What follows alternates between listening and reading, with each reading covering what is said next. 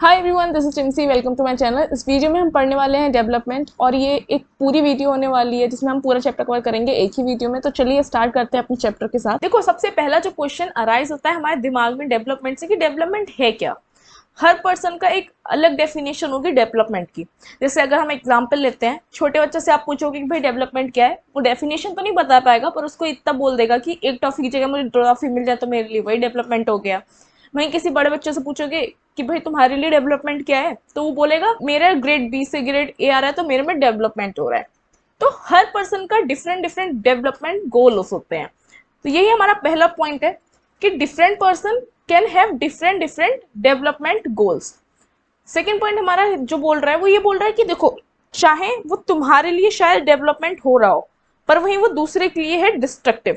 कैसे, एक एग्जांपल से समझते हैं। अगेन, कहीं रोड पड़ रही है तो साइड्स में आप देखते होंगे झोपड़ी वगैरह होती हैं, तो उसको तोड़ दिया जाता है, फिर रोड की चौड़ाई बढ़ाई जाती है। तो वो तुम्हारे लिए, मतलब उस सिटी के लिए हो रहा है डेवलपमेंट। पर जिनकी झोपड़ियां टूटी उनसे पूछो, जिनके खोखे हटे उनसे पूछो, जो खोखे मतलब वो स्मॉल स्मॉल स्टॉल्स लगा लेते हैं ना उसे, तो उनके लिए तो वो क्या हो गया, डिस्ट्रक्टिव। तो दूसरा पॉइंट हमारा वही बोल रहा है, what may be development for one may not be development for the other person, it may even be destructive for the other. Okay, वही आपकी एनसीईआरटी में एक छोटा सा एग्जांपल भी दे रखा है एक पिक्चराइजेशन की तरीके से, कि एक बंदा गाड़ी से जा रहा है, वही दूसरे बंदे को वो देखता है जो झोपड़ी में रह रहा होता है, और बोलता है कि इन लोगों को डेवलप चाहिए ही नहीं, ये डेवलप होना ही नहीं चाहते। पर भाई उससे भी तो पूछो उसकी क्या कंडीशन है। तुम्हारे लिए वो लग रहा है कि वो डेवलप नहीं होना चाहते। कौन डेवलप नहीं होना चाहता, हर कोई डेवलप होना चाहता है, पर तुम्हारा गोल डेवलपमेंट का कुछ अलग है, उसका कुछ और है। उसके लिए 2 वक्त की रोटी मिल जाए वही काफी है, और तुम्हारे लिए आलीशान राजसी ठाट वो है डेवलपमेंट। तो डिफर करता रहता है person to person development goals. पर जो एक इंपॉर्टेंट और कॉमन फैक्टर हमें देखने को मिलता है इन सभी गोल्स में, वो होता है मनी, पैसा, इनकम। पर देखो, money is not everything that one need, but it is an important factor. देखो, आप मनी से मटेरियलिस्टिक चीजें खरीद सकते हो पर नॉन मटेरियलिस्टिक चीजें नहीं खरीद सकते। फैमिली आप नहीं खरीद सकते, फ्रेंड्स आप नहीं खरीद सकते, फ्रीडम आप नहीं खरीद सकते हो, सिक्योरिटी हो गई, रिस्पेक्ट हो गई, आप दूसरों की नहीं खरीद सकते। पर किसी बंदे के लिए जीने के लिए मटेरियलिस्टिक चीजें ही काफी नहीं होती, ये नॉन मटेरियलिस्टिक चीजें भी उतनी ही इंपॉर्टेंस रखती हैं। तो किसी इंसान से अगर आप पूछेंगे कि आपका डेवलपमेंट गोल क्या है, तो वो इन चीजों का मिक्सअप होगा, वो इन सब चीजों में बैलेंस जाएगा कि मेरे को इनकम भी मिले पर साथ साथ में मेरे को फैमिली भी मेरी चाहिए, मेरे को फ्रेंड्स भी चाहिए, और सिक्योरिटी भी चाहिए, जॉब सिक्योरिटी। देखो, अगर हम एक एग्जांपल लेते हैं, आपको कहीं एक जॉब मिल रही है पर उसमें कोई जॉब सिक्योरिटी नहीं है, वहीं दूसरी जॉब मिल रही है, आपको बहुत घर से दूर जाना पड़ रहा है, उसमें इनकम है, सिक्योरिटी भी है, पर आपको अपनी फैमिली से दूर रहना पड़ेगा। वहीं एक थर्ड जॉब है, पैसे आपको अच्छे खासे मिल रहे हैं पर इतने नहीं जितने पहली वाली जॉब्स में मिल रहे थे, आपको फैमिली में टाइम भी देने को मिल पाएगा, साथ ही साथ में पूरी जॉब सिक्योरिटी भी है। तो आप किसको चूज करोगे? ऑफ कोर्स थर्ड वाली को, क्योंकि उसमें बैलेंस है हर चीजों का। तो ये चीज हमारी यहाँ पर समझाई गई है। तो देखो, ये तो बात हो गई इंडिविजुअल पर्सन के डेवलपमेंट की। अगर हम बात करते हैं नेशनल डेवलपमेंट, अगेन वही चीज, अगर हम आपसे पूछेंगे कि नेशनल डेवलपमेंट आपकी डेफिनेशन में आप क्या बताओगे, तो हर कोई बंदा अपनी अलग अलग डेफिनेशन देगा। फॉर एग्जाम्पल, अगर मैं किसी एक्स पर्सन से पूछती हूँ कि आपकी भाषा में नेशनल डेवलपमेंट क्या होगा, तो वो बोलेगा कि मेरी भाषा में ये है कि वुमेन्स की सेफ्टी बढ़नी चाहिए, जब वुमेन्स की सेफ्टी बढ़ेगी तो नेशन हमारा डेवलप करेगा। बात भी सही है। किसी थर्ड पर्सन से मैं पूछती हूँ कि आपकी भाषा में डेवलपमेंट क्या होगा नेशन का, तो वो बोलेगा कि रोड्स वगैरह, ट्रांसपोर्ट कम्युनिकेशन सिस्टम अच्छा होना चाहिए। वहीं किसी तीसरे पर्सन से पूछूंगी तो उसकी एक अलग डेफिनेशन होगी। हर जगह हर चीज इंपॉर्टेंट तो दिख रही है, पर हम डिसाइड कैसे करेंगे कि कौन सा मेन फैक्टर है। अब हम इन सब चीजों को बैलेंस अप करने की कोशिश करते हैं। देखो, सबके पॉइंट्स कंसीडर करे नहीं जा सकते, पर एक अच्छा तरीका तो ढूंढा जा सकता है। तो हम डिसाइड कैसे करते हैं और किस बेसिस पे किसी कंट्री को एक डेवलप्ड कंट्री बोला जाता है और किस बेसिस पे किसी दूसरी कंट्री को अंडर डेवलप्ड बोला जाता है।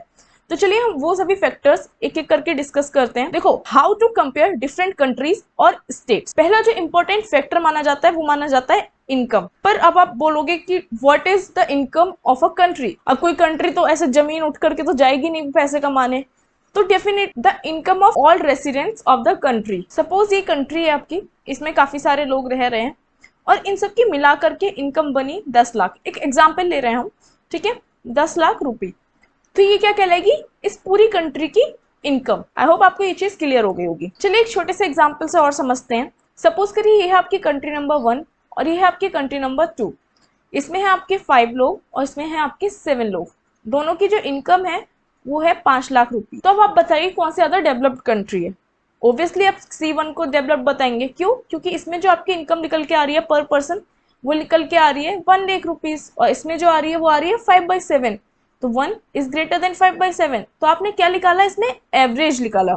तो हम जो कंपेयर करते हैं इनकम का, वो हम करते हैं एवरेज इनकम की बेसिस पर। तो एवरेज इनकम किसी भी कंट्री का हम कैसे कैलकुलेट करते हैं? टोटल इनकम उस कंट्री की कितनी है डिवाइडेड बाय टोटल पॉपुलेशन जो भी उस कंट्री की है। एवरेज इनकम को हम पर कैपिटा इनकम भी बोलते हैं। अब हम किस बेसिस पे डिसाइड करेंगे ये रिच कंट्री है और ये पुअर कंट्री है? इसमें काम आता है वर्ल्ड डेवलपमेंट रिपोर्ट, जो कि दिया जाता है वर्ल्ड बैंक के द्वारा। As per them rich countries वो हैं जिनकी जो पर कैपिटा इनकम है वो $12,056 से ज्यादा की है या उसके बराबर है। पर एनम से क्या मतलब हुआ? ईयरली, 1 ईयर में। ठीक है।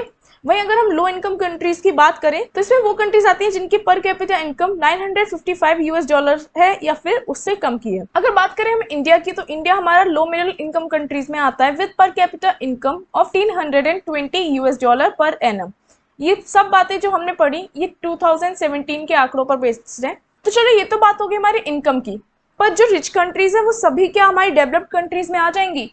जी नहीं, लगभग सभी आती हैं, पर कुछ मिडिल ईस्ट और सर्टेन स्मॉल कंट्रीज को छोड़ करके जो ज्यादातर रिच कंट्रीज हैं वो हमारी डेवलप्ड कंट्रीज में आती हैं। तो देखो हमने देखा था लास्ट में कि जो पर कैपिटा इनकम है वो एक जो है पॉइंट हो सकता है हमारा नेशनल डेवलपमेंट को देखने का।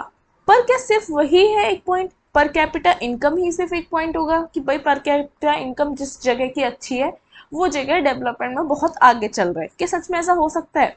बिल्कुल नहीं। जब हम इंसान की बात कर रहे थे तो हमने सिर्फ इनकम को ही एक उसका जरिया नहीं माना था डेवलपमेंट का। बहुत सारी चीजें हम लेकर के चले थे और यही चीज हम लेकर के चलते हैं नेशनल डेवलपमेंट की जब बात करते हैं। इनकम के साथ साथ काफी ज्यादा चीजें जो है इंपॉर्टेंट होती हैं। क्या क्या चीजें? वहां पर सिक्योरिटी कैसी है, वहां पे रिस्पेक्ट फॉर अदर्स कैसा है, क्या इक्वल ट्रीटमेंट हो रहा है, क्या लोगों को फ्रीडम है, और एटसेट्रा एटसेट्रा। इन सब चीजों को साथ में लेकर के हम किसी देश का डेवलपमेंट का एक क्राइटेरिया हमको पता चल जाता है। तो अगर हम यहाँ पर एक टेबल से हमने देख रखी है, यहाँ पर एक टेबल दे रखी है जिसमें आपका एक दिखाया गया है कि पर कैपिटा इनकम आपकी इस तरफ दे रखी है कुछ स्टेट्स की, और इस तरफ बाकी सारी चीजें दे रखी हैं। अगर बात करें हम पर कैपिटा इनकम की, तो पर कैपिटा इनकम जो है हरियाणा की इसमें सबसे ज्यादा है, उसके बाद केरला, उसके बाद बिहार, मतलब बिहार जो है सबसे नीचे पर और सबसे टॉप पर जो है हरियाणा। वहीं अगर हम अदर चीजों के हिसाब से लेकर के चलें तो हरियाणा में इन्फेंट मॉर्टेलिटी रेट जो है वो 30 का है, वहीं केरला में 10 का है और बिहार में 35 का है। अब क्वेश्चन अराइज होता है कि इन्फेंट मॉर्टेलिटी रेट आखिर है क्या? तो चलिए जान लेते हैं इन सब चीजों को एक बार बहुत अच्छे से। इन्फेंट मोर्टेलिटी रेट की अगर हम बात करें, ये दिखाता है number of children that died before completing 1 year of their age to the number of proportion of 1000 life children born in that particular year. अगर हम देखें उस साल में बच्चे कितने पैदा हुए हैं और उसमें से 1 साल अपना कंप्लीट करने से पहले ही किन की मृत्यु हो गई है, ये चीज हमारी ये दिखाती है। तो अगर हमें कहीं का इन्फेंट मोर्टेलिटी रेट लगा निकालना होगा तो हम लिखेंगे number of resident infant death, जिनकी डेथ हो चुकी है 1 साल अपना कंप्लीट करने से पहले, to the number of resident that took birth in that particular year. वो बच्चे जिन्होंने उसी साल में जन्म लिया, और हम 1000 से मल्टीप्लाई इसलिए करते हैं क्योंकि हम 1000 के प्रोपोर्शन में लेकर के चलते हैं। आई होप आपको ये पॉइंट पूरा अच्छे से क्लियर हो गया होगा।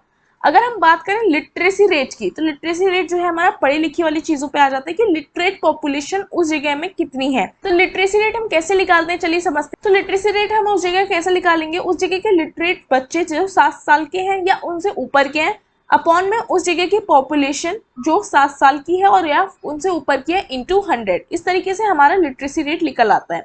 वहीं अगर हम बात करें नेट अटेंडेंस रेशियो की, ये जो है हमारी अटेंडेंस की बात करता है कि कितने बच्चे हमारे स्कूल में अटेंड करने जा रहे हैं। तो नेट अटेंडेंस रेशियो की अगर हम बात करें, ये हमारा बताता है कि 14 से 15 साल के जो बच्चे हैं उनमें कितने बच्चे जो है स्कूल जा रहे हैं और अटेंड कर रहे हैं स्कूल को, to the number of population that are there in between 14 to 15 that are not attending the school। तो वापस आते हैं अपने टेबल पर। इसमें आप देख सकते हैं लिटरेसी रेट जो है सबसे ज्यादा हमें देखने को मिल रहा है केरला का, उसके बाद हरियाणा का, और सबसे लास्ट में आ रहा है बिहार। इस हिसाब से हमारा जो बिहार है सबसे नीचे आता है और उस टॉप कर रहा है उसे केरला। वही अगर हम बात करें नेट अटेंडेंस रेशियो की, नेट अटेंडेंस रेशियो वही बच्चे आते हैं जो 14 से 15 साल के हैं और स्कूल हमारे जा रहे हैं। यहाँ पर भी जो केरला है वो टॉप पर है, उसके बाद हरियाणा आता है और फिर हमारा आता है बिहार। तो इस तरीके से अगर हम देखें, केरला जो है बहुत अच्छे से डेवलपमेंट में चल रहा है। तो हमें इस चीज से क्या पता चल रहा है कि मनी जो है सब कुछ नहीं चला सकता, हम लोग को काफी चीजें अपने दिमाग में ले करके चलनी चाहिए। तो money in your pocket can not buy all the goods and services that you may need to live well. पर एक चीज तो हमें समझ में आती है कि केरला में ये सब चीजें क्यों अच्छी हैं, क्योंकि वहां पर हेल्थ सेक्टर अच्छा है, जिसकी वजह से इन्फेंट मॉर्टिलिटी रेट जो है वो बहुत कम है वहां पर।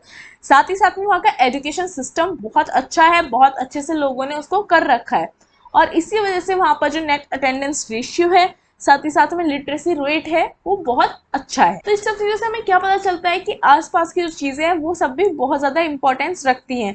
अगर आप खुद एक एग्जाम्पल लेके चलते हैं, आपकी लोकेलिटी में कोई नहीं पढ़ना चाहता है, स्कूल खोल करके रख दें, पर आपकी लोकेलिटी में अगर वो चीज कोई चाहेगा ही नहीं, तो क्या आपका वो डेवलपमेंट में जाना सेक्टर में पॉसिबल हो पाएगा? बिल्कुल नहीं, ऐसा नहीं हो सकता। मतलब सबका साथ आपके लिए बहुत जरूरी है।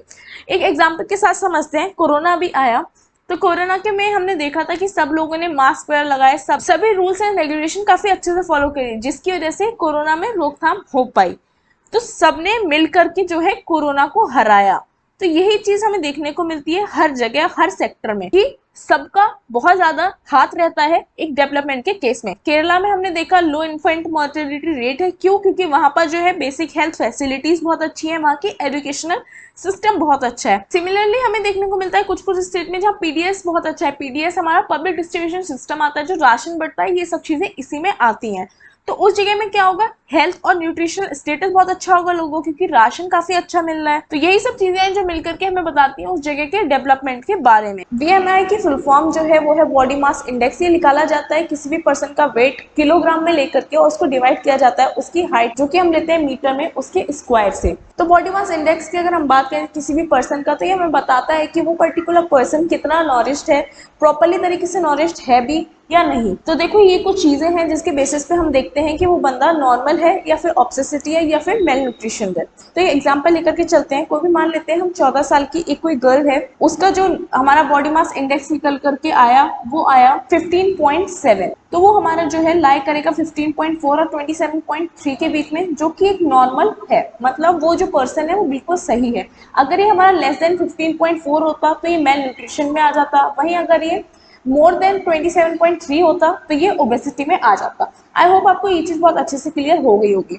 तो चलिए, हम ये चीज तो हम जान चुके थे कि इनकम एक बहुत इंपॉर्टेंट रोल प्ले करती है हमारा किसी भी जगह के डेवलपमेंट के बारे में अगर हम बात करते हैं तो, पर उतना ही ज्यादा और भी जो चीजें हैं वो रोल प्ले करती हैं। तो बात करेगा हम ह्यूमन डेवलपमेंट रिपोर्ट की, ये भी इसी चीज के बेसिस पे ली गई है। तो बात करेगा हम ह्यूमन डेवलपमेंट रिपोर्ट की, तो कंपेयर करता है कंट्रीज को on the basis of their education level क्या है वहाँ के लोगों का, साथ ही साथ में उनका हेल्थ स्टेटस क्या है और वहाँ के पर कैपिटा इनकम क्या है। और ये जो रिपोर्ट है वो पब्लिश करी जाती है यूएनडीपी के द्वारा। तो टाइम के साथ साथ काफी ज्यादा चेंजेस लाए गए, काफी ज्यादा इंप्रूवमेंट लाए गए हैं ह्यूमन डेवलपमेंट इंडेक्स को कैलकुलेट करने के लिए। तो इस चीज से हमें ये बात तो साफ पता चलती है कि किसी भी देश का जो डेवलपमेंट है वो डायरेक्ट रिलेट करता है वहाँ के सिटीजन्स के ऊपर, वहाँ के सिटीजन्स का हेल्थ स्टेटस क्या है, वहाँ पर लोग आराम से रह पा रहे हैं या नहीं, वहाँ की सिक्योरिटी क्या है, वहाँ पर लोगों को एजुकेशन प्रॉपर तरीके से मिल पा रही है या नहीं। और इसी बेसिस पे जो हमारा कंट्री का डेवलपमेंट है वो देखा जाता है। ये चीज तो हमारी इस पूरी रिपोर्ट से क्लियर हो जाती है। तो बात करेंगे हम सस्टेनेबिलिटी ऑफ डेवलपमेंट। जो सस्टेनेबल डेवलपमेंट है वो यही है, इसका मतलब कि हम डेवलपमेंट इस तरीके से करें कि हमारी जो आने वाली जनरेशन है उसको भी जो प्रॉपर रिसोर्सेस है वो हम दे पाए। तो एक एग्जांपल लेकर के चलते हैं ग्राउंड वाटर का। तो ग्राउंड वाटर जो है रिन्यूएबल रिसोर्सेज में आता है। रिन्यूएबल सोर्सेज वो होते हैं जो हमारे नेचर के थ्रू हमको मिलते हैं और समय के साथ साथ वो रिप्लेनिश होते जाते हैं। ये बात तो हमको समझ में आ गई।